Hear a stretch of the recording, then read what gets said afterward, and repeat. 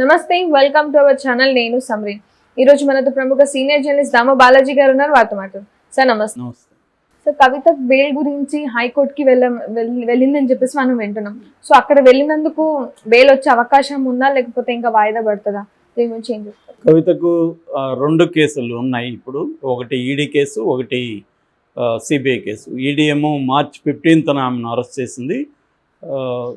CBI April 11th arrest చేసింది. So ఈ రెండు కేసుల్లో ఆమె రౌస్ అవెన్యూ కోర్టులో బెయిల్కి అప్లై చేసింది. సో కానీ రౌస్ అవెన్యూ కోర్టు బెయిల్ పిటిషన్ని డిస్పోజ్ చేసింది. ఆమెకు బెయిల్ రిజెక్ట్ చేసింది. రెండు కేసుల్లో కూడా బెయిల్ ఇవ్వకపోగా ఆమెకు జ్యుడిషియల్ రిమాండ్ అనేది ఈ మంత్ 14th వరకు ఎక్స్టెండ్ చేసింది. యాక్చువల్గా ఆమె ఏమడిగిందంటే, నాకు ఇక్కడ తెలంగాణలో నేను స్టార్ క్యాంపెయినర్ని, సో క్యాంపెయిన్ చేయాలి, అందుకని మధ్యంతర బెయిల్ కావాలని అడిగింది. అంతకుముందు మనకు గుర్తుంటే మనం చెప్పుకున్నాం, వాళ్ళ చిన్నబ్బాయి ఎగ్జామ్స్ ఉన్నాయి, ఎగ్జామ్స్ కోసం బెయిల్ అడిగింది. ఆ ఎగ్జామ్స్ అయిపోయినాయి, బెయిల్ ఇవ్వలేదు. ఇప్పుడు కూడా ఎన్నికలు ఇంకా రేపటితో ఇక్కడ రేపు 6 గంటలకి ప్రచారం సమాప్తం కాబట్టి బెయిల్ ఇవ్వలేదు. సో ఇప్పుడు ఆమె హైకోర్టులో ట్రై చేస్తుంది. ఇంకా ఆమెకి వేరే మార్గం కూడా లేదు. ఎందుకంటే రౌస్ అవెన్యూ కోర్ట్ అనేది special court for this investigative ఏజెన్సీలు. సో ఈడీ అండ్ సిబిఐకి అది స్పెషల్ కోర్టు.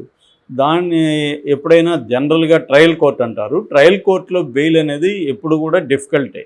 అందులో పిఎంఎల్ఏ చట్టం ప్రకారం అసలు బెయిల్ అనేది దాదాపు అసాధ్యం అన్నమాట. అందుకని మనకి గుర్తుంటే మనం చెప్పుకున్నాం కూడా, కేజ్రీవాల్ బెయిల్ కోసం అప్లై చేయకుండా ఏం చేశాడు తెలివిగా, తన అరెస్టును ఛాలెంజ్ చేస్తూ కోర్టుకు వెళ్ళాడు ఆయన. అందుకని అరెస్టును ఛాలెంజ్ చేసినప్పుడు కొంత బెటర్ అనమాట. ఎప్పుడైనా అరెస్టు ఛాలెంజ్ చేసినప్పుడు బర్డన్ ఆఫ్ ద ప్రూఫ్ అనేది ఇన్వెస్టిగేటివ్ ఏజెన్సీ మీద ఉంటుంది. అంటే ఈ ముద్దాయి నేరం చేశాడని నిరూపించాల్సిన బాధ్యత ఇన్వెస్టిగేటివ్ ఏజెన్సీ మీద ఉంటుంది. బెయిల్ మీద వెళ్ళినప్పుడు రివర్స్. బెయిల్ మీద వెళ్ళినప్పుడు ఏమవుతుందంటే, నేను నేరం చేయలేదు అని ముద్దాయి నిరూపించుకోవాల్సి ఉంటుంది. సో దీంట్లో పిఎంఎల్ఏలో రెండు సెక్షన్లు ఉన్నాయి. సెక్షన్ 17 ప్రకారం ఇన్వెస్టిగేటివ్ ఏజెన్సీ అరెస్టును సమర్థించుకోవాల్సి ఉంటుంది. ఈ వ్యక్తి నేరం చేశాడు కాబట్టి మేము అరెస్ట్ చేసాం, ఇదిగోండి సాక్ష్యాలు అని కోర్టుకి చెప్పాల్సి ఉంటుంది. అయితే బెయిల్ వచ్చేసరికి పిఎంఎల్ఏ సెక్షన్ 45 ప్రకారం ట్విన్ కండిషన్స్ మీట్ అవ్వాలి. ట్విన్ కండిషన్స్ అంటే, ఒకటేమో పబ్లిక్ ప్రాసిక్యూటరు ఎంతసేపు అయినా దీని మీద మాట్లాడచ్చు, కౌంటర్ చేయొచ్చు వద్దని. మామూలుగా అయితే రెగ్యులర్గా కేసుల్లో బెయిల్ 15 నిమిషాల కంటే ఎక్కువ విచారించకండి అని సుప్రీంకోర్టు అనేకసార్లు ఆదేశాలు జారీ చేసింది. ఎందుకంటే అంతకంటే మినీ ట్రయల్ లాగా చేయకండి అని. బెయిల్కి జనరల్గా బెయిల్లో చూసే అంశాలు ఏంటంటే మూడు అంశాలు. ఒకటేమో ఫ్లైట్ రిస్క్ అంటారు. ఫ్లైట్ రిస్క్ అంటే ఈ వ్యక్తి విదేశాలకు పారిపోతాడా, రెండోదేమో సాక్ష్యాధారాలని తారుమారు చేస్తాడా, మూడోదేమో సాక్షుల్ని బెదిరించడం కావచ్చు, లేకపోతే వాళ్ళని ప్రలోభ పెట్టడం కావచ్చు, అంటే ఇన్ఫ్లుయెన్స్ చేస్తాడా. ఈ 3 అంశాలు పరిగణలోకి తీసుకొని జనరల్గా ఐపీసీ కింద బెయిల్ ఇస్తుంటారు. కానీ ఇది ప్రత్యేక చట్టాలు వేరేగా ఉంటాయి. పిఎంఎల్ఏ అనేది ఒక preventive of money laundering act అనేది 2002లో వచ్చింది. అది సపరేట్గా ఉంటుంది అనమాట. అందుకని కవిత ఇప్పుడు ఆ చట్టం కింద ఉంది కాబట్టి ఇప్పుడు ఆమెకి 2 కేసుల్లో బెయిల్ రావాలి. ఇటు ఈడీలో రావాలి, సిబిఐ రావాలి. ఈ రెండిట్లో కూడా బెయిల్ వచ్చే అవకాశం అయితే నాకు తెలిసి ఇప్పుడు అంతా లేదనమాట. ఎందుకంటే ఇప్పుడు కేజ్రీవాల్ కూడా సుప్రీంకోర్టు బెయిల్ ఎందుకు ఇవ్వాలనుకునిందంటే, 25వ తేదీ ఢిల్లీలో ఎన్నికలు జరుగుతున్నాయి కాబట్టి మామూలుగా లెవెల్ ప్లేయింగ్ గ్రౌండ్ అనేది అందరికీ ఉండాలి. ప్రజాస్వామ్యంలో ఎన్నికలు అంటే అందరూ కూడా ఈక్వల్ ఆపర్చునిటీస్లో పొలిటికల్ పార్టీలు పనిచేసుకోగలగాలి. సో ఇది ఆయనకి ఇప్పుడు ఆయన ఎన్నికల ముందు అరెస్ట్ చేయడం వల్ల వాళ్ళ ఆప్ అనే ఒక పొలిటికల్ పార్టీ భవిష్యత్తు ప్రశ్నార్థకం అవుతుంది. ఎందుకంటే ఎన్నికలు మళ్ళీ రావు, 5 ఏళ్ళకి ఒకసారి వస్తాయి. అందుకని ఆయనకు బెయిల్ ఇవ్వడం ద్వారా ఆయన వెళ్ళి ప్రచారం చేసుకోవడం ఈజీ అవుతుంది అని చెప్పి సుప్రీంకోర్టు ఆ విషయాన్ని పరిగణలోకి తీసుకొని ఇవ్వడానికి ప్రయత్నిస్తుంది. అందుకని ఆయన కండిషన్లు కూడా పెట్టింది. నువ్వు మళ్ళీ వెళ్ళి సీఎం లాగా ఫైల్ మీద సంతకాలు పెట్టడం, సీఎం లాగా యాక్ట్ చేయడం అనేది చేయకూడదు. ఓన్లీ ఒక పొలిటికల్ పార్టీ హెడ్ లాగా నువ్వు నీ ప్రచారాలు అవి చేసుకోవచ్చు. కానీ ఈ కేసు గురించి మాట్లాడడం కానీ సీఎం లాగా సంతకాలు పెట్టడం ఫైళ్ళ మీద ఇవన్నీ చేయకూడదు అని చెప్పింది. సో చాలామందికి డౌట్ ఏంటంటే ఒక సీఎం స్థానంలో ఉన్న వ్యక్తి జైల్లో ఉండి బయట వచ్చినా కూడా సీఎం లాగా లేకపోతే ఆ గవర్నమెంట్ ఎలా ఫంక్షన్ అవుతుంది అనేది చాలామందికి డౌట్ ఉంది. ఖచ్చితంగా అది కొంతవరకు ఇబ్బంది.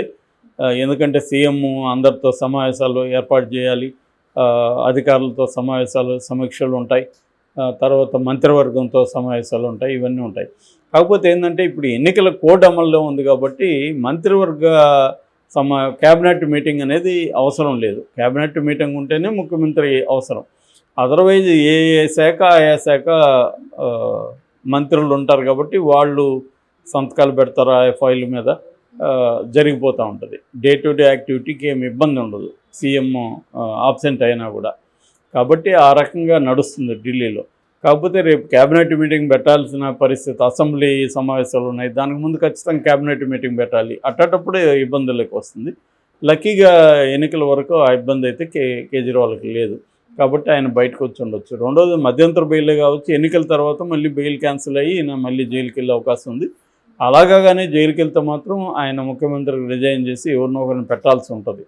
లేకపోతే మాత్రం ఆయనకి ఇబ్బంది అవుతుంది. ఎందుకంటే అక్కడ ఆల్రెడీ ఇంకొక కేసు కూడా ఆయన మీద సిక్కుల దగ్గర డబ్బు తీసుకున్నాడు 130 కోట్లంతో అని ఇంకొక కేసు కూడా పెట్టమని అక్కడున్న లెఫ్టినెంట్ గవర్నర్ సక్సేనా హోంశాఖకి రిపోర్ట్ చేశాడు. అది కూడా జరుగుతుంది ఖచ్చితంగా. సో ఏదేమైనా కేజ్రీవాల్కి కూడా మధ్యంతర బెయిల్ వస్తే ఎన్నికల వరకు వస్తుంది కానీ మళ్ళీ ఆయనకి జైలుకి వెళ్ళాలి. సో ఈ నేపథ్యంలో ఈ కేసులో ఛార్జ్ షీట్లు ఏమైనా పెట్టి త్వరగా చేస్తే కానీ జరగదు. ఒక వారంలో సిబిఐ ఛార్జ్ షీట్ వేస్తానని చెప్తుంది. నాకు తెలిసి వాళ్ళు సిబిఐ ఛార్జ్ షీట్ వేసినా వాళ్ళ టెక్నిక్ ఏంటంటే అనుబంధ ఛార్జ్ షీట్లు వేస్తూనే ఉంటారు. ఆ మధ్య కూడా సుప్రీంకోర్టు ఈడీ మీద చాలా కోపాన్ని ప్రదర్శించింది. ఎవరంటే హేమంత్ సొరేనా అనుచరుడి విషయంలో ఆయన దాదాపు 1 year జైల్లో ఉంటే మీరు అనుబంధ పిటిషన్లు వేస్తూనే ఉన్నారు, అనుబంధ ఛార్జ్ షీట్లు వేస్తూనే ఉన్నారు, ఫైనల్ ఛార్జ్ షీట్ వేయలేదు. ఫైనల్ ఛార్జ్ షీట్ వేస్తే ఆయనకి డిఫాల్ట్ బెయిల్ ఇచ్చే అవకాశం ఉంటుంది. మీరు ఫైనల్ ఛార్జ్ షీట్ వేయకుండా ప్రొలాంగ్ చేస్తూ ఉంటే బెయిల్ ఇచ్చే పరిస్థితి మాకు ఉండదు. ఇది రాంగు, మీరు ఫైనల్ ఛార్జ్ షీట్ వేయండి అని సుప్రీంకోర్టు అనింది. అలాగా కవిత విషయంలో కూడా ఫైనల్ ఛార్జ్ షీట్ వేయగలిగితే బెయిల్ వచ్చే అవకాశం ఉంది. కాబట్టి అదర్వైజ్ బెయిల్ లేదు. కేసీఆర్ని ఎన్డీఏలో చేర్చుకునే అవకాశం ఉండి, అంటే కేసీఆర్కి ఈసారి ఒక 5 ఇక్కడ సీట్లు వచ్చి రేపొద్దున ఎన్డీఏ గవర్నమెంట్ ఫామ్ కావడానికి కేసీఆర్ అవసరం అయితే అప్పుడు కేసీఆర్ కండిషన్ పెడతాడు నేచురల్గా. కేసీఆర్ అదే అంటున్నాడు సంకీర్ణ ప్రభుత్వం వస్తుందని. సో ఒకవేళ ఏమన్నా సంకీర్ణ ప్రభుత్వం వస్తే హంగ్ పార్లమెంట్ వస్తే అప్పుడు కేసీఆర్ అవసరం ఉంటే అప్పుడు కండిషనల్గా ఆ అమ్మాయిని విడుదల చేస్తారు. అదర్వైజ్ కవితకు బెయిల్ ఇప్పుడిప్పుడే హైకోర్టు పోయినా సుప్రీంకోర్టుకు పోయినా కూడా బెయిల్ రాదు. సుప్రీంకోర్టు అయినా హైకోర్టు అయినా ఫ్రీగా లేదు. మిగతా కేసుల్లో తీసుకున్న నిర్ణయాల్ని తీసుకోలేవు. పిఎంఎల్ఏ చట్టం అనేది వాళ్ళ చేతుల్ని కట్టేస్తుంది. కాబట్టి పిఎంఎల్ఏ చట్టం కింద కవితకు బెయిల్ రావడం అనేది నాకు తెలిసి ఇప్పుడిప్పుడే రాదు. ఖచ్చితంగా 1 year అయినా కూడా రాకపోవచ్చు. ఎందుకంటే ఆల్రెడీ ఉప ముఖ్యమంత్రి మనీష్ సిసోడియా ఉన్నాడు, ఆయనకి బెయిల్ రాలేదు. విజయ్ నాయర్ ఉన్నాడు, రాలేదు. మొన్ననే ఎయిర్లైన్స్ వ్యవస్థాపకుడు ఆయనకి బెయిల్ రాలేదు. సో అలాగా చాలామంది ఈ కేసుల్లో ఉన్న వాళ్ళకి ఈడీ అండ్ సిబిఐ కేసుల్లో ముఖ్యంగా పిఎంఎల్ఏ చట్టం కింద బెయిల్ అనేవి అంత ఈజీగా రావు. కాబట్టి కవిత కూడా మెంటల్గా నాకు తెలిసి ఆమె కూడా మనకి ఇన్ని తెలిసినప్పుడు వాళ్ళకి లాయర్లు పెద్దవాళ్ళు ఉన్నారు చెప్పకుండా ఉంటారా, ఆమె కూడా ప్రిపేర్ అవుతుంది. కానీ చేయాల్సిన ఈ ప్రాసెస్ అయితే చేయాలి కదా. రేపు పొద్దున సుప్రీంకోర్టులో అడగాలన్నా కూడా నేను ఇక్కడ చేశాను, ఇక్కడ అప్లై చేశాను, ఇక్కడ చేశాను, ఇవన్నీ చెప్పుకోవాలి కదా. అందుకని వాళ్ళు లీగల్ ప్రాసెస్ చేస్తుంటారు. ఆమెకు కూడా ఇప్పుడు మంచి లాయర్ల బృందం పనిచేస్తుంది. సో అందుకని ఇప్పుడు ఆమె హైకోర్టులో అయితే పిటిషన్ వేసింది. ఒకవేళ ఏమన్నా మహిళ కాబట్టి ఈడీ కింద ఆమె అదే వాదిస్తుంది.